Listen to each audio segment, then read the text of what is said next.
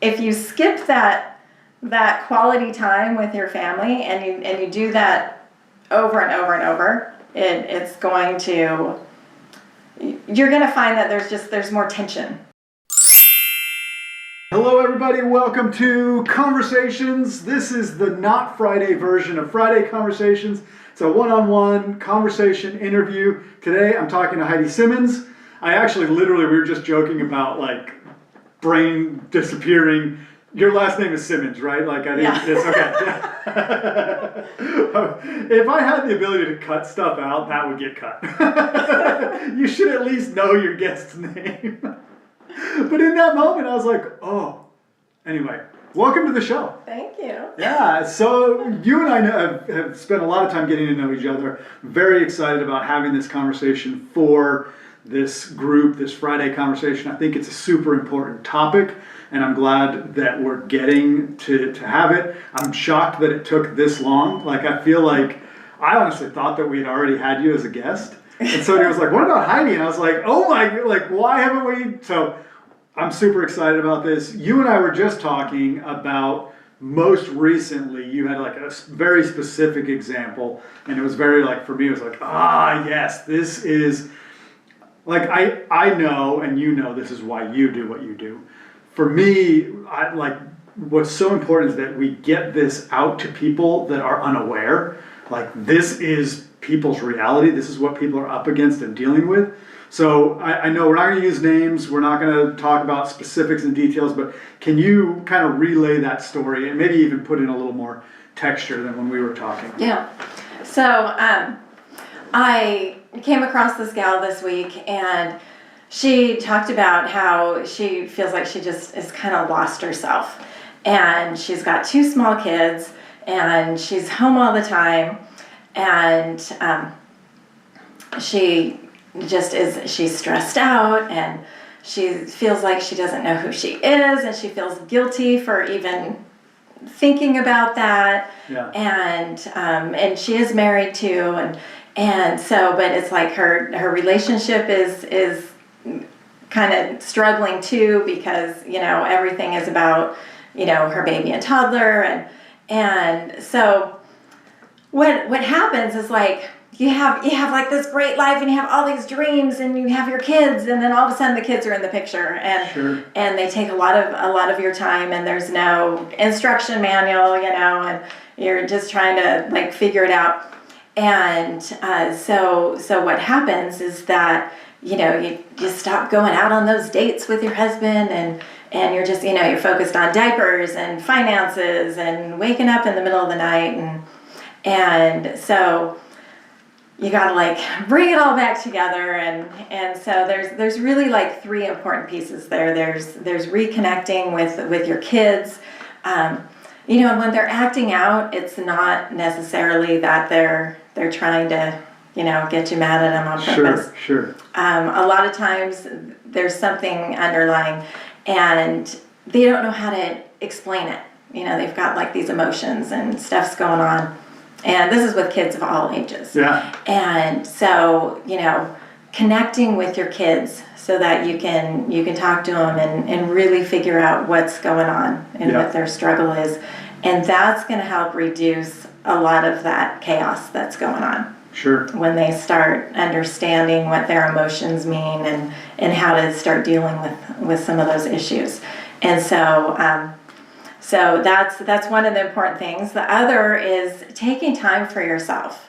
And, you know, and I'm not talking about like a spa day or going out to lunch with your friends. I mean, those are great, but those don't happen on a daily basis. Sure. You've got to have that time every day where you're filling your cup.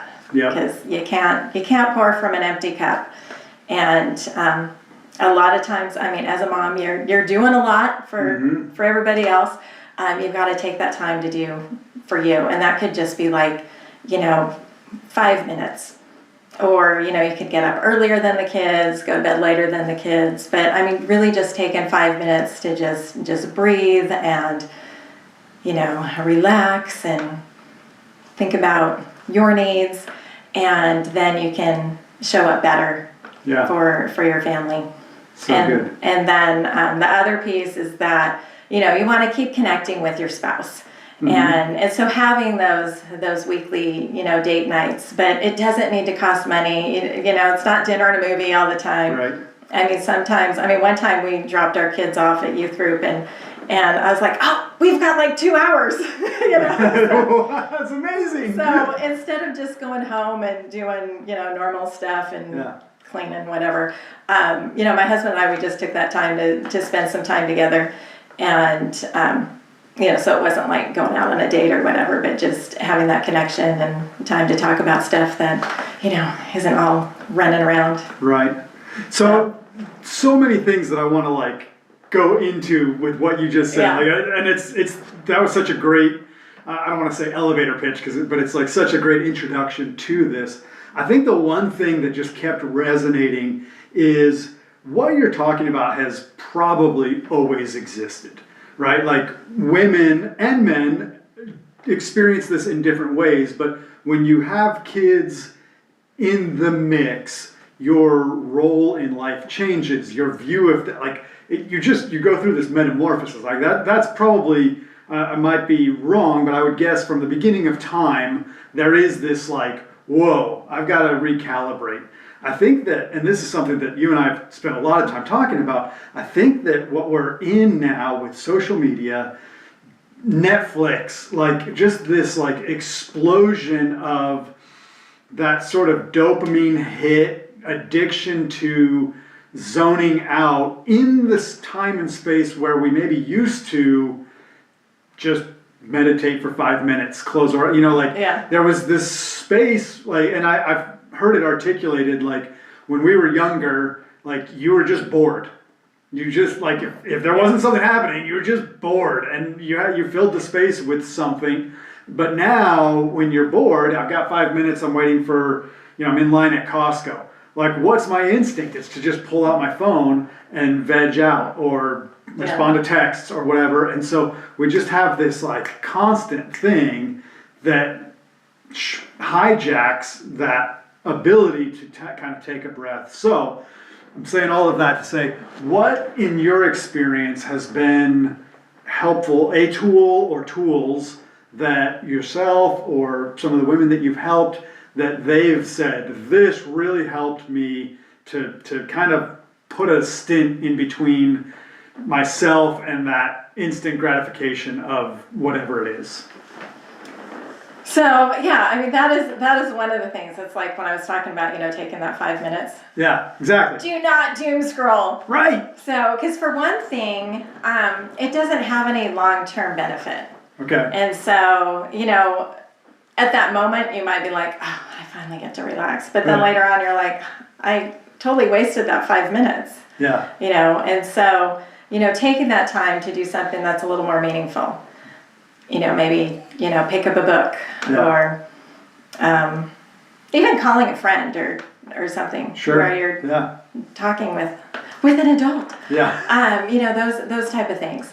And then also reconnecting with, when you get in the busyness of life and it's you feel like you're always telling your kids what they need to do and, and they're not listening and just taking time to pause and connect with your child because they're getting sucked into, Sure. TV time, and especially now that you can, on demand cartoons and shows and binge watch Netflix. It's it used to be, there was a show on and you plan your whole life around, Wednesday evening at this time, and then you have to wait. And now it's you can spend hours and, watch a whole series. Right.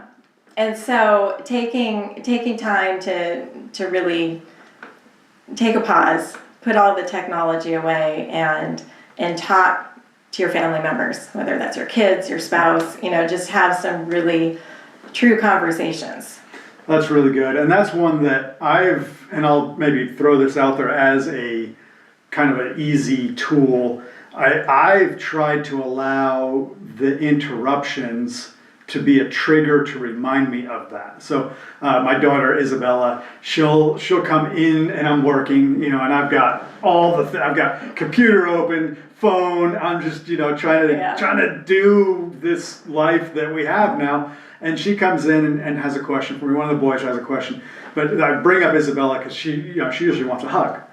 And she's really big on hugs. It's great, you know. And so it's like such a quick little, it's like, yeah, you know what? Everything, I mean, if I'm on the phone, we've worked through like, hey, if I'm physically on the phone, I can't stop right then. But even that, if they come into me when I'm on the phone to talk and ask a question, like that is my, like in my head, because I don't put it on my calendar, but in my mind, my very next absolute top priority is to go find whichever kid it was that came in and just connect with them. Yeah. Even if whatever it was is resolved, right? They see, oh, dad's on the phone, they go find mom, and they get whatever they needed, milk, snack, whatever it is, right? But like, I'm still gonna reconnect, and I think it's like a lot easier than we make it. Like, it's eye contact. It's that just, you know, holding, a tip that I learned years ago that is still great is when you have a hug with somebody, like spouse, kids, whatever it is, don't be the one to end the hug. Yeah. Just hold them until they end it.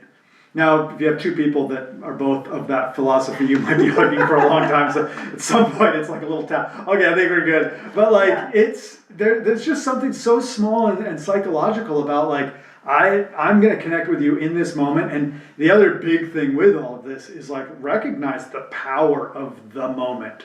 Right? Mm-hmm. Like, and I do this exercise a lot with people, like you and I are having a conversation in my office. Right now, literally nothing else exists.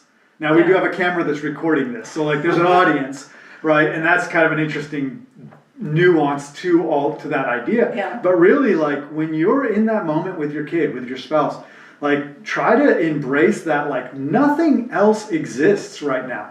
The kids don't exist. My family doesn't exist. My work doesn't exist. It's just us. And just enjoy that moment while it lasts. It's not going to last forever. Yeah. And so that's been helpful, at least for me, and it seems to have a good impact on the kids and Melissa. Yeah, well, and talking about that, because I know there's some moms that are like, you know, but I'm like home with my kids like all day. I see them all the time. Yes. And then, you know, and then I'll ask them, I'm like, okay, but like how much are you like really like being present? And then they're like, oh, and so you know, especially if you have a kid that keeps coming in and you're like, here, just a minute, and you could feel like, oh my gosh, they like need me like all the time, and it's like, no, they really just needed you once. And if you can just take that moment like you do and just, you know, drop everything, take that few minutes with them, and then, you know, they're on their way, you're back to work.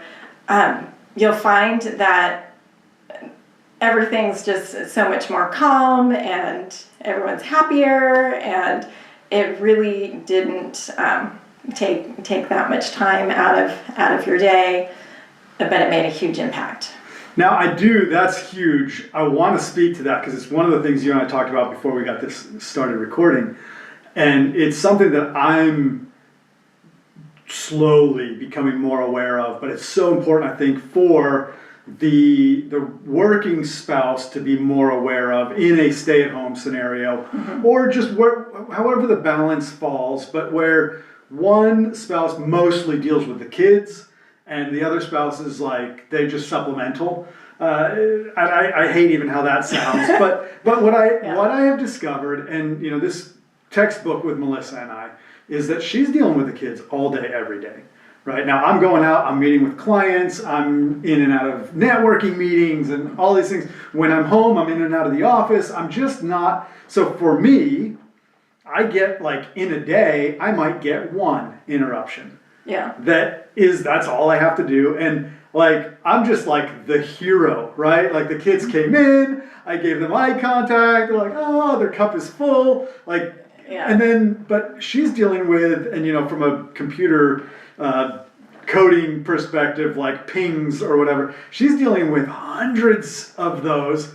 And so, and where this is most revelatory for me is when she goes on like a weekend retreat or something like that. So it's just me dealing with the kids all weekend long. Yeah. And it's like, all of a sudden, like, it switches so fast from like, to like, oh my gosh, why do you guys, like, and so that, like, that is such a big part of this is like, in the dynamic, it's very easy for even, for her to get, there's a lot of like feeling and emotion, but it's hard to put it into words, where like she's been dealing with stuff all day. And I come home, and because I have the outside perspective, because I'm fresh, I haven't been dealing, I come in and I just like problem solve, and it's like the kids are like, oh, and it's like, it just, it's like this kind of like her feelings of like inadequacy, of like, I've been trying all day to resolve this, and you just walk in and make it all better. And then my feeling of like, not superiority. It's not like I'm such a much better parent than you, but like, it's like, I don't see what the big deal is. That was so easy. Yeah. And it's not. Like, when the roles are reversed, it's like, oh, this is, and it gets. Well, and I think, having the spouse that's maybe out of the house most of the day and comes back, if that person is like more aware of what's going on. I mean, I remember one time it was like, I don't know, it was a day where the kids just kept asking questions. They were asking questions after questions.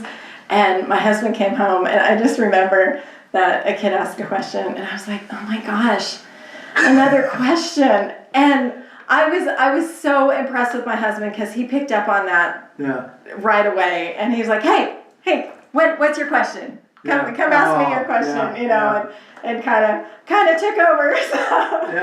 So. And I think it can be really healthy and great and beautiful like that, but also it can become this like point of contention that it's not impossible to work through, but it does take intentionality of like you being honest with your husband and saying, this is where I'm at. Well, because that totally, like, if he didn't jump in, that I mean, I did pretty much had it by the end of the day. I mean, it could have gone very negatively, and then the whole evening would have just gone downhill from there. And so having that awareness, knowing when to jump in. And give the other parent their me time. So. And I think the opposite is true. I know I've had times where I'm out serving clients all day, and I love my clients. I'm going to speak to the recording for anybody that's listening. Like, I love my clients, all of them, every single one. They're great. They're amazing. Sometimes they put strain on me, right? I am giving my best to help them through what can be a very stressful situation. And so by the time I get to the end of some days, I'm done. Yeah. I have no grace left. And I need to come home and just be like,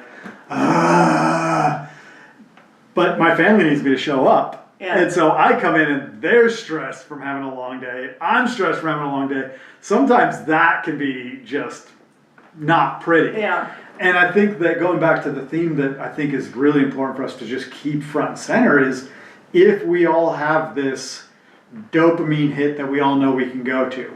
Well, you guys go play video games, I'll doom scroll, we just, then we don't ever really get to like work through that, and it can just kind of build up and build up. Well, and I kind of look at it like, I mean, if you were at work and you're about to leave, and then your boss is like, hey, I need you to, finish this thing just like real quick, Right. So you can find energy for like 15 more minutes. Sure. Get it done. And so I'm thinking, if you can do that for work, it's like, come home, give your family 15 minutes of yourself. Yeah. And studies have shown how, 15 minutes of quality time with a parent and a child does amazing things for their self-esteem. So, just having that little bit of quality time will help you be able to have the rest of the evening to wind down. Your kids are gonna, they've had that time with you, and they're gonna go do their own thing. And, right. But everyone has had their cup filled. Yes. And so. And I think it's good to communicate around these things like that. Even just that, if either spouse was to bring it to the other one and say, hey, I was listening to this podcast and just one thing, right? Don't like bring the whole menu of things that but like, I've got this one idea, what if we, right? And use that kind of what if language and just like, hey, when you get home, I know you're tired, I know I'm tired, I know we're just kind of all done. What if we just spent 15 minutes connecting with each other with an understanding and agreement that at the end of that 15 minutes, we're all going to go our own way, or at least, you know, be done with that, whatever that is.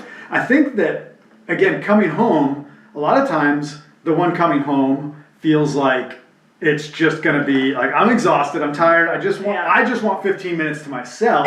And sometimes maybe that 15 minutes is going to come after your 15 or 30 minutes for yourself. Maybe, right. Because I definitely know there's times where, you know, either spouse, their day is just, it's like, oh my gosh, I just need a moment.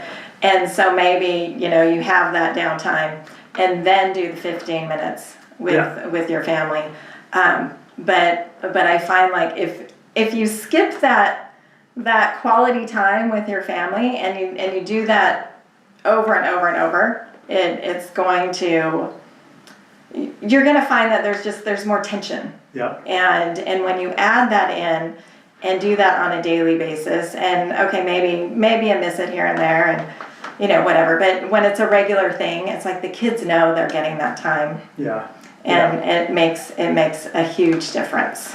Definitely. And I think what you're saying there, and it's kind of interesting that my brain is going like, some people listening to this, it has been building up for a long time. Yeah. And it's even just the way we're talking about this is like, oh, I wish I could even think about doing that. And so there is like wherever you're at, you need that system interrupt to just like, hey, something here needs a little bit of oil. And it's going to take time. Yeah. It's not going to be like, okay, I'm going to come home today, I'm going to give my kids their 15 minutes, and it's just going to be amazing. And no, it's gonna take time and kind of become a routine, and this is where having and it can be like with any age kids too.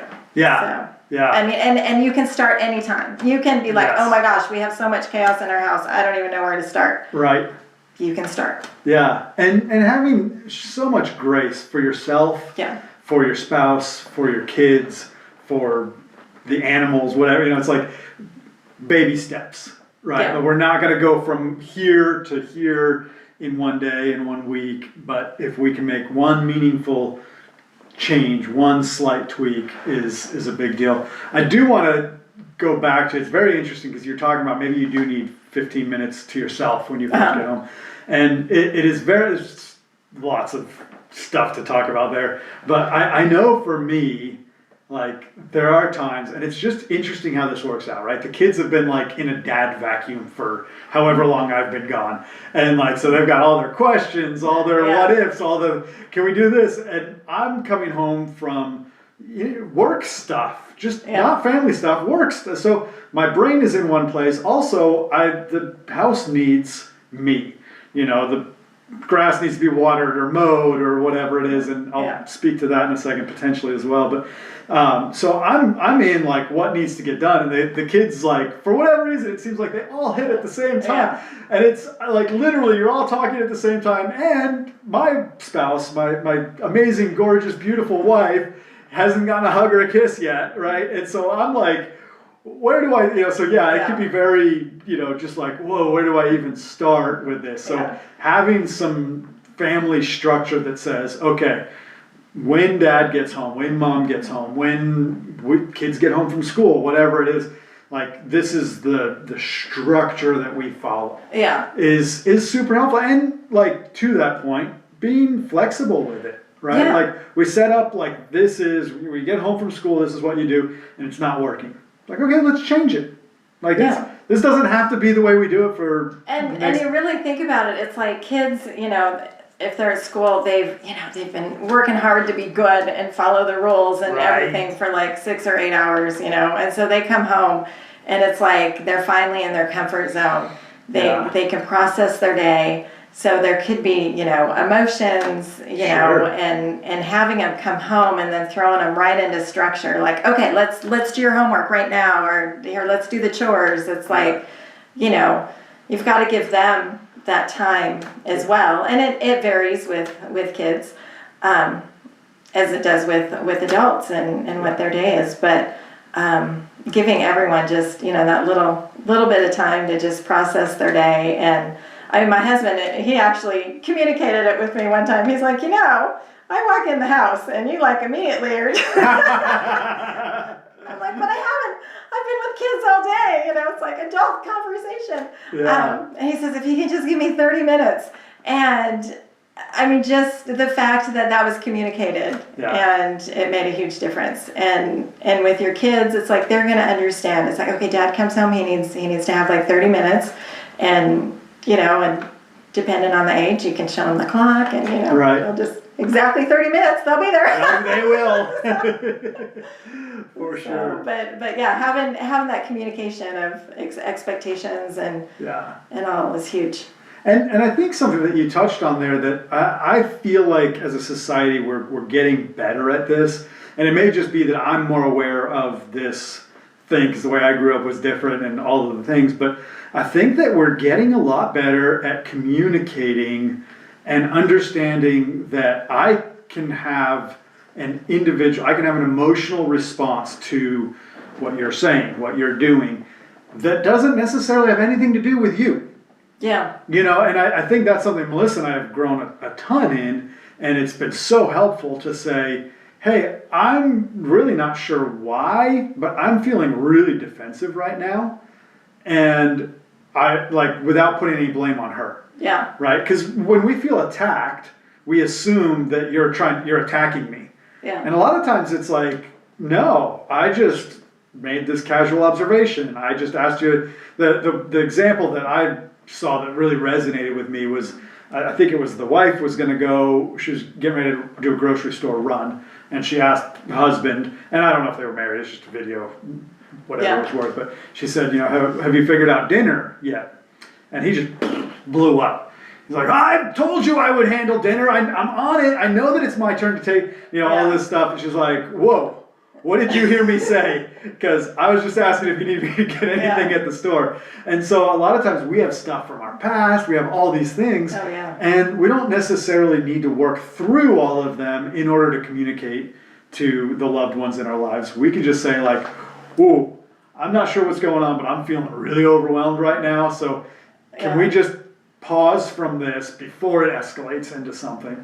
And if that pause is healthy, right? Like instead of me just going and doom scrolling, I'm like, okay, I'm going to sit with these feelings for a minute, and then I'm going to come back and be like, okay, this is where I'm at, and have a conversation about it. Yeah, and I think you can start doing that with your kids too. Oh yeah. And when you're talking about the grocery store, I was in the grocery store the other day, and there was two different situations that happened, and it was around 5 o'clock. So it's like people had just gotten off work, picked up their kids, they're going to the grocery store. Yeah. Kids are hungry, cranky, and so there was this one kid that was totally upset, and the dad's just like, "You need to stop whining and da da da da," and he's totally yelling at his kid.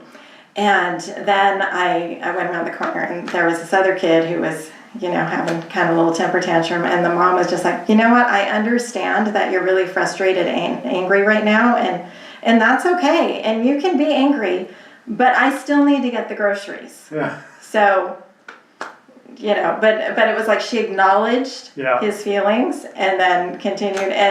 And I mean, I didn't stick around on these situations.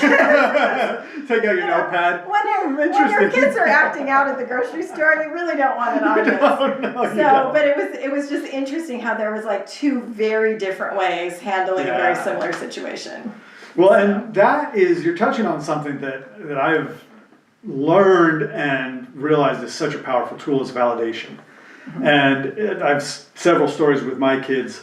But Isabella's probably the easiest one. She's a girl. She's 8. She's got these big emotions that come out. And I grew up in I grew up in New Jersey, so like we don't have feelings in New Jersey. That's just like doesn't exist. And so when something happened and you're emotional, you got to put a brave face on it, suck it up, all that stuff. And that's just like I'm learning how to even access emotions and feelings and all that. Just totally side note. But what I've discovered with her, much to my delight, is, it's a school day and we're getting ready to go to school, something happens, and she's just beside herself in tears. I don't want to go to school, right? Growing up, that's like, it's too bad, you got to go, and like just turned into this whole, just escalated and escalated and escalated. Yeah. And it's like, okay, you don't want to go to school, come give me a hug, cry into my shoulder, tell me how awful it is, all like, get that emotion out, feel the feelings, and it's like, okay, you ready? Like, I know you don't want to go, but are you ready? Yeah, okay. And it's like, you don't have to intellectually explain how important school is and why you have to go to school. You don't have to like force the issue, and maybe you're late to get there because but most times a minute of crying doesn't even make you late. Yeah. But 10 minutes of trying to wrestle them into the car and force them to put their shoes on and all that stuff, that makes you late. Yeah. It's like, and letting your kids, express those emotions, letting them know it's okay. And also sometimes when they're expressing the emotions, you might even find out what's really going on, what the underlying thing is, and then you can help them work through that too. Yeah, for sure. I had really an interesting experience, and this is like borderline too vulnerable for a podcast, but it is what it is. So one of my kids, we were on vacation and had bought for him like a little glass container, and he's into small containers, probably gets it from me, and it was very thin glass, super cheap. I think it was like $5 for a quarter or something like that. It was a little tiny thing. And we had loaded it into the car, and we were, at our next stop, we're unloading, and he had discovered that it had broken. And so he came to me with it broken, and he was very close to tears.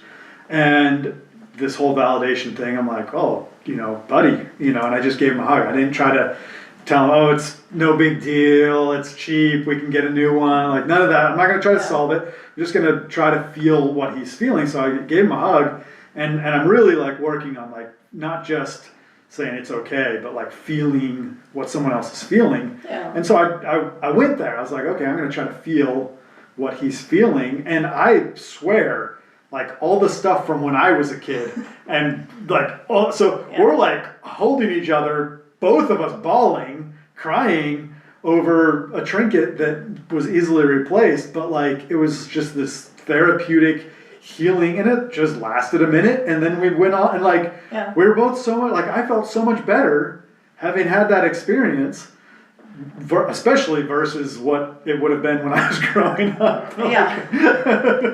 Repressing and suppressing and all that stuff. So I think there's a lot to be said for that, like just giving space for feelings. So I don't even know how to put this into words. I'm a big thinker, and I can't think my way around this, but there's a feeling here. Let's get it out there. Yeah. And I mean, kids feel that, adults feel that. Yeah. And so validating that's important. For sure. Well, so I do want to just touch on this, and we talked about it before, but if this is resonating for somebody where they're like, I need this, but I don't know where to start. Because we talked about a lot of different things here, and it to me, it always feels like this topic, but any of these topics, finances, scheduling, time blocking, like you hear somebody talk about it, and you're like, that's nice for you guys. You've got it figured out. You've arrived, and obviously you and I would both resonate. We've not arrived. We've just figured out a few tools. Yeah. But for those people especially that are just like, I need that. I want what you guys are talking about. I have no idea where to start. How can they connect with what you offer? So, they can email me at Heidi@empowerandengage.com. Perfect. And I set up free strategy calls. Awesome. So we can talk about your unique situation and next steps. And awesome. Very cool. So, well, we'll put that email address in the description for this. Maybe you can text it to me. I know I have it somewhere. Yeah, if you're at all feeling if this is resonating, reach out to Heidi. Also, Friday, I know we have the date. Do you happen to have it off the top of your head? I think it's the 15th of August. That sounds about right. We'll also put that. I think I have it here. This is so smooth, right? As I just look at my phone after we just talked about. Let's see. You're scrolling Facebook right now, aren't you? I am not, I promise. You're right, August 15th. Yeah. Heidi will be our guest on our Friday conversation, so come join us for that. And in the meantime, reach out. Heidi, thank you so much. Yeah, well, thanks for having me. Absolutely. This is great. Appreciate it. And we'll see you in August. Okay.